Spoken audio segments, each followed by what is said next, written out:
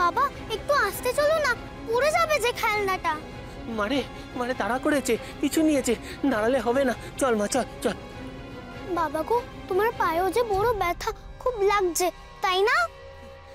সে লাগুক রে মা, চল চল পালাই, সব বনে সে জায়গা। আর দাঁড়িয়ে থাকিস না, চল চল চল চল চল। মারে মা,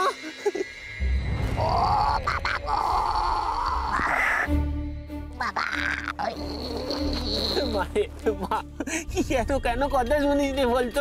শুধু নামলি আর পড়ে গেলি। দেখি মা, দেখি, এদিকে আয়, এদিকে আয়। কোথায় লেগেছে রে মা, কোথায় লেগেছে তোর, কোথায় লেগেছে?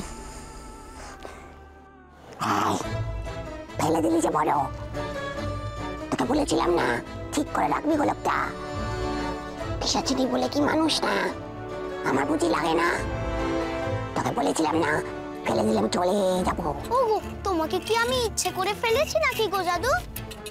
মা মা আবার কথা বলে, আবার কথা বলে। কার সঙ্গে কথা বলে? মারে মারে, থেকে থেকে তুই কার সঙ্গে কথা বলিস রে?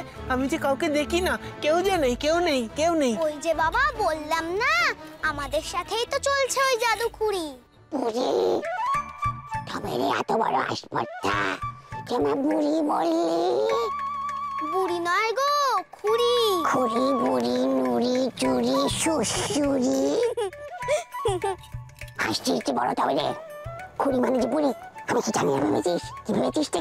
মারে মা, মা শোন না, আমাদের আমাদের পালাতে হবে, বুঝলি? চল চল, ওঠ মা, ওঠ, আয় আয়, ওঠ, একটু কষ্ট করে ওঠ মা। চল আমরা পালাই, তোর খেলনা আমি এনে দিচ্ছি, তুই দাঁড়া দাঁড়া।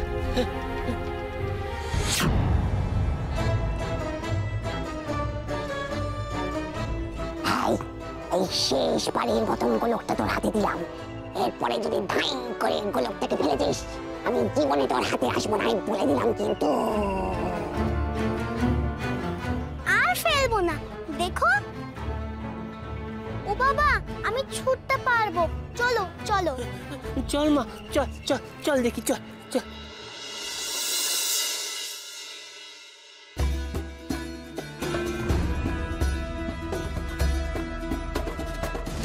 ও যাক, ওই মূর্খ রানী আর ধাবা করছে না। গুরুদেব, ও এই বরাহনন্দন আবার কেন? গুরুদেব, গুরুদেব, আমি বুঝতে পেরেছি আপনার এই অবস্থা সর্বমঙ্গলা করেছে।